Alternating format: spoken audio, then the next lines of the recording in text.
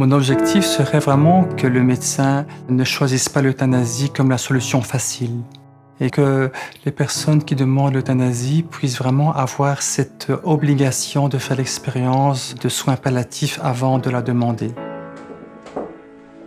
La maladie d'un enfant pose cette question tellement forte de mais pourquoi ? Pourquoi lui si jeune, pourquoi pas moi ? Ça change vraiment la vie des parents, ça c'est sûr. Mijn moeder, dus die gezond was fysiek gezien, omwille van een mentale problematiek, een letale spuit kreeg van een oncoloog. On est dans une société où l'autonomie est importante et on perd la chaleur de la solidarité.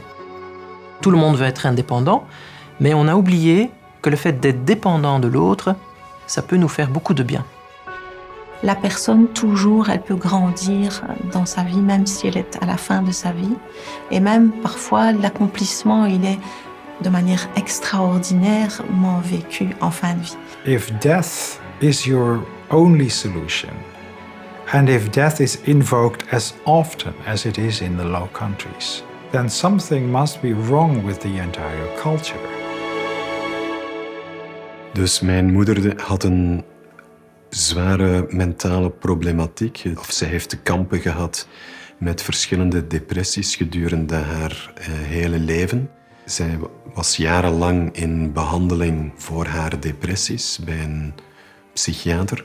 Het contact tussen mij en mijn moeder werd verbroken. Een jaar nadien kreeg ze dan uiteindelijk een dodelijk spuitje. De dag nadien werd ik gecontacteerd door het ziekenhuis om dus de praktische zaken te gaan afhandelen met betrekking tot haar zelfmoord. L'euthanasie est dépénalisée dans certaines circonstances en Belgique depuis 2002 et jusqu'en 2013, il y a eu un total de 8000 euthanasies enregistrées, déclarées à la commission.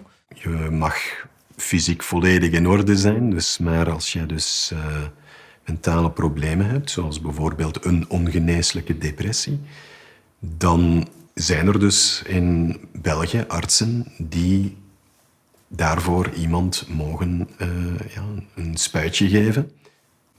I'm a professor of healthcare ethics, and I've been part of a euthanasia review committee for 10 years. What I saw is that obviously the supply of euthanasia stirs the demand.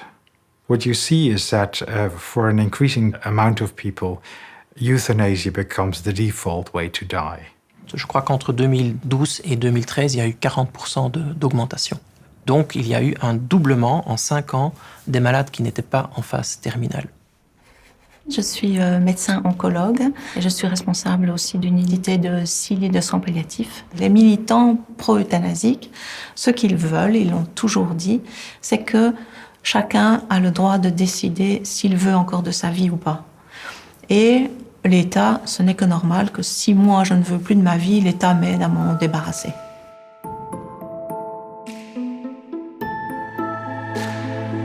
There should be a clear distinction between the responsibilities of the citizen and the government. The government should promote life, it should promote the availability of good care.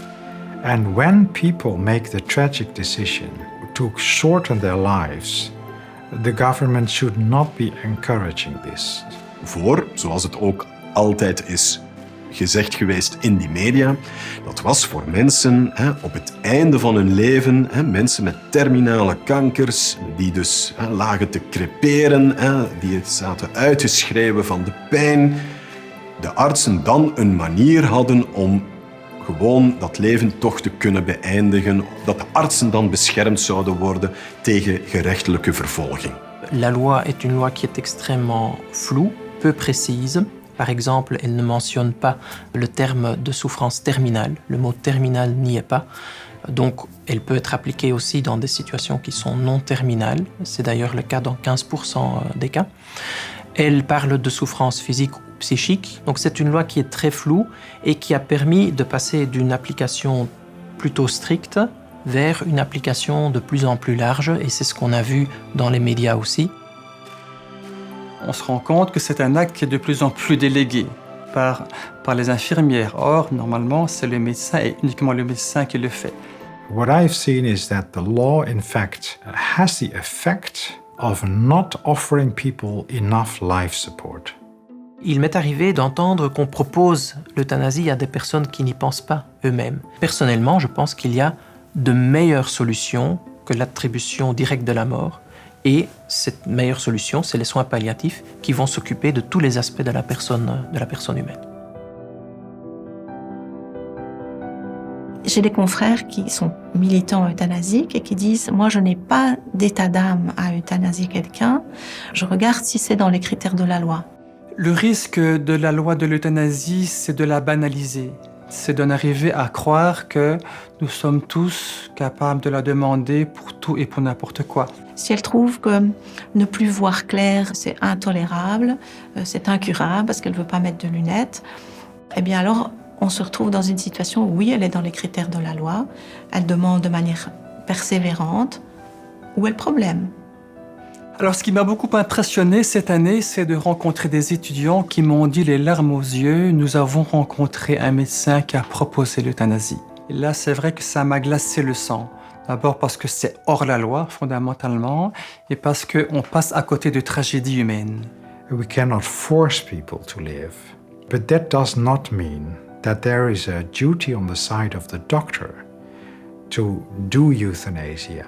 La médecine, c'est vraiment articulé sur l'aspect curatif et l'aspect prophylactique des choses.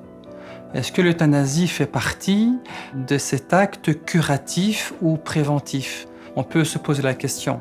Si la loi change et que je suis obligée de référer un patient pour être euthanasié parce que moi je ne pratique pas l'euthanasie, je ne le ferai pas.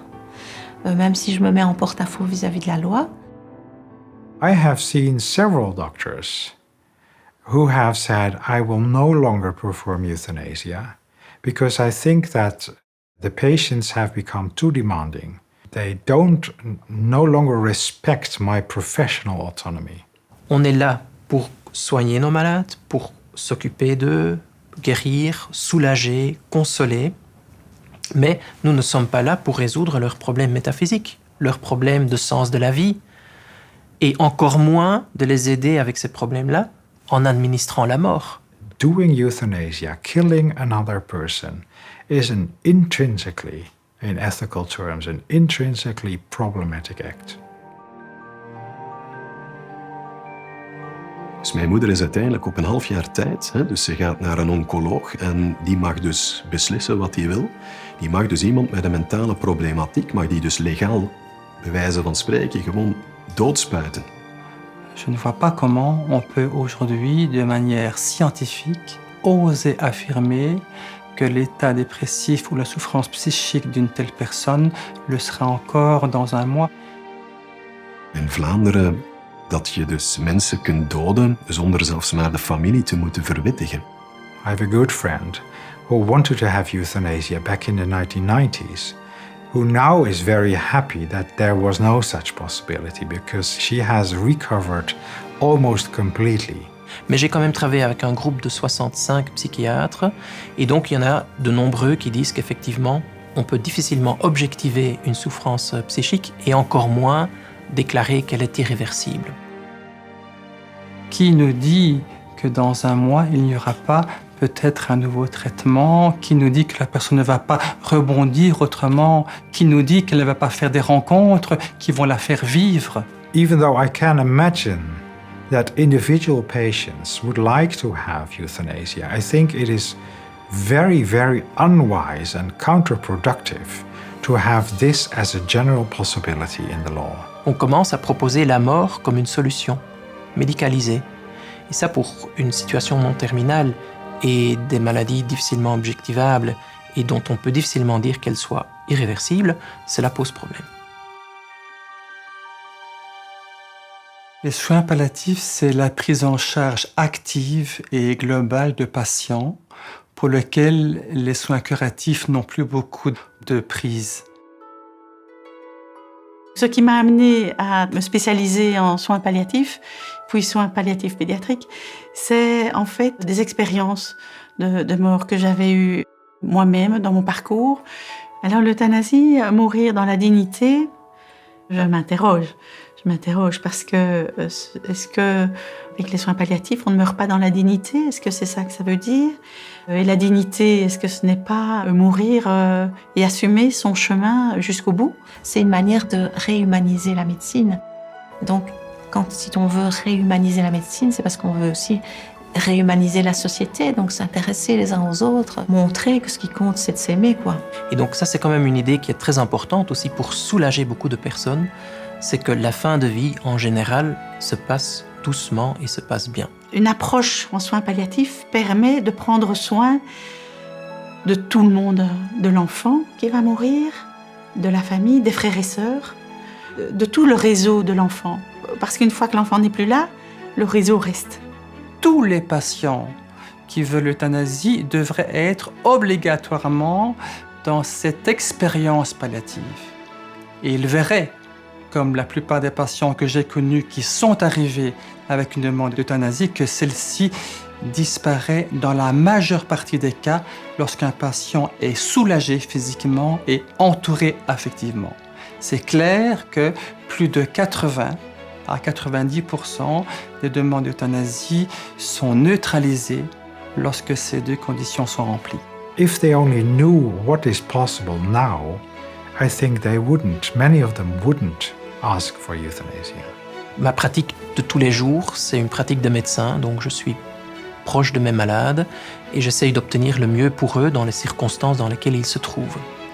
Il y a toujours moyen de trouver du bien, il y a toujours moyen de trouver de la qualité de vie, il y a toujours moyen de trouver un but dans la vie, même si on est un peu réduit ou un peu malade. Il y a toujours moyen. Et c'est ça que j'aime proposer à mes malades. J'aime trouver le meilleur traitement sans faire de l'acharnement thérapeutique pour leur faire avancer, pour leur faire vivre dans de bonnes circonstances et en même temps m'occuper des aspects spirituels, psychologiques et familiaux, espérer qu'ils peuvent trouver un soulagement, un entourage aussi. Le message que je voudrais faire passer à des décideurs publics, c'est qu'ils organisent un véritable débat public, mais qu'il soit un vrai débat public et pas un discours déjà orienté à la base, où tous les dés sont pipés. Qu'on interroge les familles qui ont eu un enfant en soins palliatifs et qu'on fasse vraiment un débat de fond, mais qui soit juste. When countries consider to have some form of legalization of euthanasia, I would say look for yourself how the situation in the Netherlands and Belgium has developed, because they are proof that a euthanasia law never comes alone, that the euthanasia law will, in its turn, create its own dynamics. It will ask for further liberalization of a practice. Je crois qu'avec cette loi, quelque part, on a dépassé une barrière qui existait depuis des siècles. Ça a été un risque dont on voit maintenant aussi quelle peut être la pente glissante et quels problèmes ça peut provoquer. Die impact die dat teweeg brengt op je nabestaanden,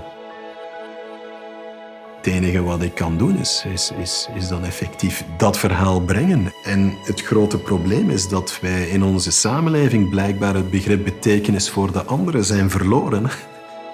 Faisons marche arrière, et donc on a fait une bêtise, ça peut arriver, on se trompe dans la vie, et bien, on enlève la loi. Donc ça, c'est mon espoir. Et on favorise les soins palliatifs. Quelle que soit la pathologie que nous avons, ce n'est pas parce que nous sommes en perte d'autonomie que nous sommes en perte de dignité.